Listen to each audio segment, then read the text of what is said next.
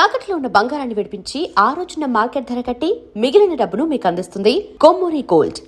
జగపతి బాబు గారితో మీ గొడవ ఏంటి? గొడవ జగపతి బాబుకి మీకు గ్యాప్ రాలేదా? చి సినిమా అయిపోయిన తర్వాత, ఏ సినిమా? మీ సెకండ్ సినిమా అయిపోయిన తర్వాత. కొత్తగా వింటున్నాను, మీరేనా విన్నారా? చెప్పండి ఏంటంటే. మీ రెండో సినిమా జగపతి బాబు గారు? అవునండి, రెండు సినిమా జగపతిబాబు, శ్రీకాంత్ గారు. చెప్పండి. తర్వాత రెమ్యూనరేషన్ విషయంలో ఏదో గ్యాప్ వచ్చిందని విన్నాను, నిజమా కాదా? అలా ఆయనకి నాకు రెమ్యునరేషన్ ఇవ్వడానికి నా సినిమా కాదు కదా.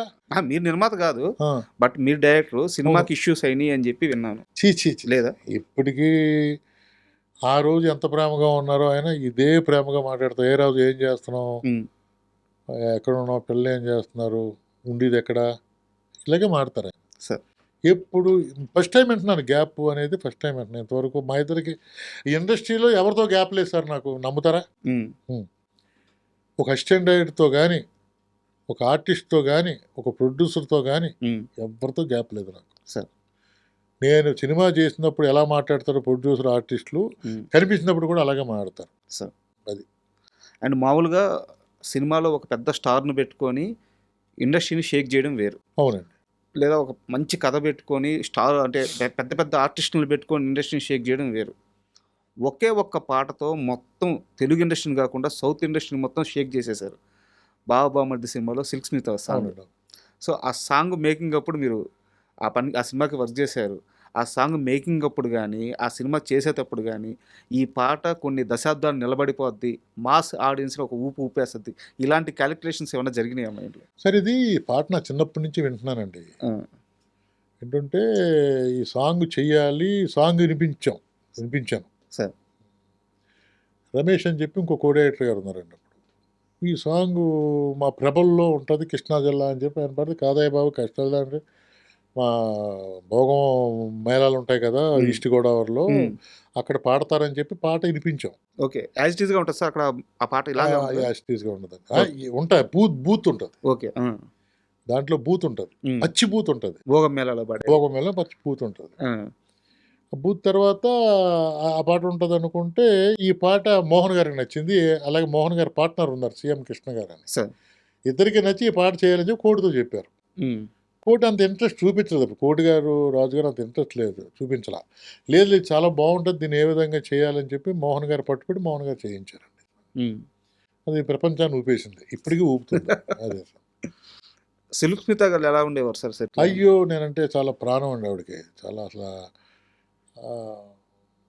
లెలిన్ అనేది ఆవిడ, నన్ను ఎందుకని తెలియదు. గెడ్డమది చూసి లెలిన్ బాగున్నావా అనేది వచ్చేటప్పుడు భుజం మీద చేసి సెట్లో తీసుకుంటే వెళ్ళేది ఆవిడ. ఆవిడ ఫస్ట్ డబ్బింగ్ చెప్పమని అడిగారు మోహన్ గారు. నేను చెప్పలేను సార్ డబ్బింగు, రాజా నువ్వు దగ్గరుంటావా, నువ్వు చెప్పిస్తే నేను చెప్తాను. అమ్మాయి మాడ్యులేషన్ ఎవరు చెప్పక్కర్లేదండి. అమ్మాయి ఒరిజినల్గా మాట్లాడిన మాటలే ఇవి, సినిమా కోసం మాట్లాడిన మాటలే కాదు, మామూలుగానే అలాగే మాట్లాడతావు. లేదమ్మా నువ్వు మాట్లాడితే చాలా బాగుంటుంది, నిజంగానా రాజా, నాకు చాలా ఇష్టంగా ఉంటుందండి ఆవిడ. అంతే, ఒక ఓపెన్గా చెప్పాలంటే ఒక బ్రదర్ ఎఫెక్షన్ కంటే ఎక్కువగా ఉండేది. సెట్లో రాగానే ఎక్కడ రాజా ఎక్కడైనా భుజం పిలిపించుకుని అంత మాట్లాడి, ఆ రోజు సీన్ గురించి మాట్లాడి ఎలా చేద్దాం, ఏం చేద్దాం అని కూడా డిస్కస్ చేసేది. అంటే స్టేజ్ నుంచి వచ్చానని తెలుసు ఆవిడకి. దాంతో ఎక్కడో ఒక సాఫ్ట్ కార్నర్, అతను బాగా చేస్తున్నాడు కదా అనుకుందో ఏమన్నా, బాగా ఇదిగా ఉండదు. బ్రదర్ కంటే ఎక్కువ చూసుకునేదండి ఆవిడ. ఆ సిచ్యువేషన్లో నేను చెప్పిస్తాను అమ్మా, మీరు ఓకే అంటే చెప్పిస్తా అంటే పక్కన కూర్చోబెట్టుకుని, వాళ్ళ హస్బెండ్ కూడా వచ్చారు అప్పుడు. పక్కన ముగ్గురుకు 3 చైర్లు వేసి, నువ్వు నేను డైలాగ్ ఎప్పుడు చెప్పాలి అప్పుడు ఇలా టచ్ చేయనేది, టచ్ చేస్తే డైలాగ్ చెప్పింది. 3 days అండి, 3 days 2 గంటలు 3 గంటలు వచ్చి ఆవిడ చెప్పిన వాయిస్ అండి అది. సార్ అండ్ సిల్క్ స్మిత గురించే, వారి గురించే ఒక మాట విన్నాను. సెట్లో కొంతమందితో మాత్రమే ఆమె కంఫర్ట్గా ఉంటుంది, వాళ్ళని మాత్రం ఎంత దగ్గరికైనా రానిసద్ది, ఎంత బాగైనా ఉంటుంది. తనకి కంఫర్ట్ లేని మనుషుల్ని చాలా దూరం పెట్టద్ది, వాళ్ళని మాత్రం దగ్గరికి రానిదు, చాలా కోపంగా ఉంటుంది అని చెప్పాను. నిజమేనా ఇది? కంఫర్ట్ కాదండి అసలు, అది ఎవరిని పలకరించదు ఆవిడ. వచ్చిందా తన డైలాగ్ తను చేసుకుందా, దూరంగా కుర్చీలో కూర్చుంటుంది, ఏదో బుక్ చదువుకుంటూ ఉంటుంది. ఇప్పుడు పండి సెల్లు వచ్చినాయి, సార్ బుక్ చదువుకుంటూ ఉంటుంది, లేదా అసిస్టెంట్తో మాట్లాడుతూ ఉంటుంది తప్ప ఎవరిని ఎంటర్టైన్ చేయటం కానీ, ఎవరి దగ్గరికి వెళ్ళి మాట్లాడటం కానీ, ఎవరిని తను పిలిపించుకోవటం కానీ ఎప్పుడు ఎప్పుడు ఎప్పుడు లేదు. సార్ ఓపెన్గా చెప్పండి, బాబా టైంలో నాతో ఎక్కువ మాట్లాడేది ఆవిడ. కూడా యాక్టర్ని, సార్ తనకు నచ్చిన మనిషిని, కాబట్టి ఎక్కువ నాతోటే ఉండేది ఆవిడ. బట్ అది ఆమెకి సినీ కెరీర్లో చాలా పెద్ద మైనస్ అయింది. మైనస్ ఏం కాదు సార్. మైనస్ అంటే సార్ ఇప్పుడు ఏమోనండి, మరి అది మైనస్ అయింది, మైనస్గా అంటే తీసుకున్నారేమో సిల్క్ తెలియదు. స్మితాకి కొంచెం ఆర్గంట్ ఎక్కువ. యారగంట్ కాదు సార్. ఇప్పుడు సెట్లో గంతులేస్తే మంచోడు, సెట్లో గంతులు వేయగానే పక్కెళ్ళి కూర్చుంటే యారగంట్ అనుకుంటా మనం ఏం చెప్తే యారగంటే కాదు ఆవిడ, యారగంట్ కాదు. అండ్ మీరు ఇందాక మాట్లాడుతూ నాకు ఇండస్ట్రీలో ఎవరితో ఇష్యూస్ లేవు, అవునండి, మొదటి రోజు ఎలా ఉన్నానో ఇప్పటికీ అలాగే అందరితో ఉన్నా అన్నారు. బట్ నా దగ్గర ఇంకో క్వశ్చన్ కూడా ఉంది అడగండి, ఏం పర్లేదు సార్. ఒక మనిషి జీవితంలో 3 సంవత్సరాల సమయం చాలా ఎక్కువ తక్కువ? 3 సంవత్సరాల సమయం చాలా ఎక్కువ కదా. చాలా ఎక్కువ కదా. ఒక హీరో వల్ల, అంటే హీరో వల్ల నేను చెప్పను, ఒక హీరోని నమ్మి ట్రావెల్ అవ్వాలని 3 సంవత్సరాల సమయం మీరు లాస్ అవ్వలేదా? మీకు ఎవరు చెప్తున్నారండి ఏంది అసలు? కొత్త కొత్త విషయాలు అంటున్నాను నేను. ఏ హీరోని నమ్ముకోలేదు నేను ఎప్పుడు. నమ్మని నేను అనట్లేదు, ఓకేనండి. ట్రావెల్ అయ్యి ఏ హీరోతో తిరగలేదు నేను. రాజశేఖర్ గారితో ట్రావెల్ అవ్వలేదా 3 సంవత్సరాలు? 3 సంవత్సరాలు నా జీవితం కోసం, నా ఫుడ్ కోసం ఉన్నాను సార్ ఆయన దగ్గర. ఆయన సినిమా ఇస్తాడని కాదే. ఎవరు చెప్పారు మీకు? రాంగ్ చెప్పారు. ఆయన అది పెద్ద లైఫ్ అండి, అది బ్రహ్మాండమైన జీవితం అది. ఎలా అంటే నేను మన ఎంఈ రఘు గారి దగ్గర కో డైరెక్టర్గా పనిచేశా, ఆర్తనాదం. ఈయన హీరో అయిన తర్వాత ఒక సీను నన్ను చేయమన్నారు, యాక్ట్ చేయమన్నారు. ఆ సీన్ చేశాను ఈయన కాంబినేషన్లో.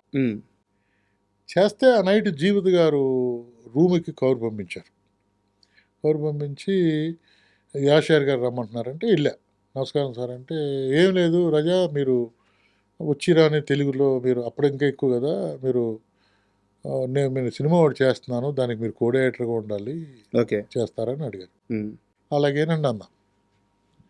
అన్న తర్వాత ఇది రఘు గారు కూడా చెప్పా, ఆయన దగ్గర చేస్తున్నారు కదా. అడిగా, చేతిగానే దానికేముందో అన్నారు. తర్వాత నేను వెళ్ళి ఆయన అడగటం, ఎక్కడున్నారని ఎతకటం నేను చేయలే. ఒకరోజు నేను పాండే బజార్లో భోజనం చేసి నడుచుకుంటూ వస్తుంటే జనరేటర్ ఉంది అక్కడ, అంటే రన్ అవుతుంది జనరేటర్. దాని నుంచి వైర్ పైకి వెళ్ళింది 5th ఫ్లోర్కి. షూటింగ్ జరుగుతుందని చెప్పి ఇలా చూసి నడుచుకుంటూ వెళ్తే క్లాప్స్ వినిపించినాయి. రాజశేఖర్ గారు పిలవడం, పరిగెత్తుకుంటా, ఏం సార్ ఏమైపోయారు సార్, ఎక్కడే కనిపించట్లేదు అన్నారు. లేదు సార్, ఇలాగా మీకు చెప్పాను కదా మీకు చేయమని చెప్పారు. ఆయన మగాడ్ అనే సినిమా చేస్తున్నాడు. అప్పటికి గుణశేఖర్ గారు చేసి బయటకు వచ్చేసారు. ఆ ప్లేస్ ఖాళీగా ఉంది, మీరు ఈ ప్లేసు చేస్తారా అని అడిగారు. ఓకే. అక్కడి నుంచి 3 సంవత్సరాలు ఆయనతో ఉన్నమాట నిజం. నా అసిస్టెంట్ డైరెక్టర్ కోసం అండి. ఆయన అప్పుడే నేను డైరెక్షన్ ఎలా చేస్తాను, నాకు టైం ఉంది, ఇంకా చేయాలి, సబ్జెక్ట్ చేయాలి. ఇప్పుడులే కంగారు పడతలేదు సార్, కంగారు పడేవాళ్ళం కాదు. 10 సినిమాలు చేయాలి, ఎక్స్పీరియన్స్ సంపాదించాలి, అప్పుడు డైరెక్షన్ చేయాలన్న ఉద్దేశంతో ఉంటాం. కానీ వెంటనే చేసేయాలి, లేకపోతే ఈ పొట్టగొట్టి మనం వెళ్ళిపోవాలి. అది ఇప్పుడు ఏమైపోయిందంటే డైరెక్ట్గా ప్రొడ్యూసర్గా పెట్టేసేసి మా వాళ్ళు ముందుకు వెళ్ళి 2-3 కేసులు కూడా చూశాను నేను. నా దగ్గరికి వచ్చినటువంటి ఈసీ మెంబర్ కదా అక్కడ, డైరెక్టర్స్ అవునండి, ఇవి కూడా చూశాను నేను. లింక్ నేను అసలు ఎప్పుడు రాజశేఖర్తో సినిమా చేద్దాం అనుకోవటం నా లైఫ్లో అనుకోలేదు సార్. ఆయన కనుక ఈ పిలిచి ఇచ్చుంటే చేద్దునేమో తప్ప, అది మగాడు చేశా. మగాడులో ఆయన కాలు ఇరిగిపోయింది. అప్పటి నుంచి నేను ఆయనకు ఇంట్లో ఫ్యామిలీ మెంబర్స్ అయిపోయాం. ఆయన ఇంట్లో కదండి, వాళ్ళ నాన్నగారికి నేను ఫ్యామిలీ, వాళ్ళ అమ్మగారికి ఫ్యామిలీ, వాళ్ళ తమ్ముడికి గుణాకి ఫ్యామిలీ మెంబర్ని అయిపోయాను. అయిపోవటం ఏంటండి, నాకు ఇంపార్టెంట్ పర్సన్కి ఉద్యోగ నిమిత్తం వాళ్ళ ఫాదర్ దగ్గరికి వెళ్ళి ఉద్యోగం వేయించాను. ఉద్యోగం సస్పెండ్ అంటే నాకు ఎంత పేరు ఉండేదో ఒకసారి ఆలోచించండి. రాజశేఖర్ గారి గురించి సరే మీరు ఇంత మంచిగా చెప్పారు, మంచి రిలేషన్ అని చెప్పారు. మంచి రిలేషన్ అండి. తర్వాత వాళ్ళ ఇంట్లో ఫ్యామిలీ మెంబర్ని అయిపోయాను నేను. అంటే సార్ నన్ను ఎవరు కాదనుకోరు సార్. నేను దాసరి గారి ఇంట్లో, మోహన్ గారి ఇంట్లో, ఇప్పుడు రాజశేఖర్ గారి ఇంట్లో చేస్తున్నప్పుడు వాళ్ళ మదరు ఫాదరు నన్ను కూర్చోబెట్టి మాట్లాడుకునేవారు. మన జీవిత రాజశేఖర్ గారు మ్యారేజ్కి నేను ఉన్నాను. ఆ భోజనాలు ఒక సెక్షన్ ఉందండి, అంటే విఐపీసు వివిఐపీసు మిడిల్ అంటే రాజశేఖర్ గారి ఫ్యాన్స్ ఉన్నారు. ఆ ఫ్యాన్స్ నా మీద బరువు పెట్టి ఆ మొత్తం అంతా నన్నే మేనేజ్ చేసుకోమని చెప్పి అంత ఇంట్రెస్ట్గా ఉన్నానండి ఆయన దగ్గర. ఆయన తర్వాత భోజనాలు పెడతారా వాళ్ళు? భోజనాలు పెట్టారండి, మేము మ్యారేజ్కి పెట్టారు. Okay okay. మ్యారేజ్ శ్రీయుత్ గారు రాజశేఖర్ మ్యారేజ్ అయినప్పుడు మ్యారేజ్ భోజనాలు పెట్టారు. కొన్ని 50-60 వేల మంది వచ్చారు. అబ్బా. అక్కడ ఆయన ఉన్న ఫ్యాన్స్ అందరూ. అలాగా ఆయనతో ఎప్పుడు నాకు తర్వాత పాప కోసం చేశానండి. ఆయనతో పాప కోసం చేశాను. మగాడు పాప కోసం ఆర్తనాదం ఆయనతో చేసిన తర్వాత ఎప్పుడు ఆయన డైరెక్షన్ ఇస్తానన్న ఆయన అనలేదు, నేను అడగలేదు. అంటే అప్పుడు చేసి మూడ్ అంటే అంత నేను చెయ్యాలి అయిపోయింది, నేను అంత నేర్చేసుకున్నాను అని ఎప్పుడు అనుకోలేదండి. ఇప్పటికీ నేర్చుకోవాల్సింది అందుబాటు.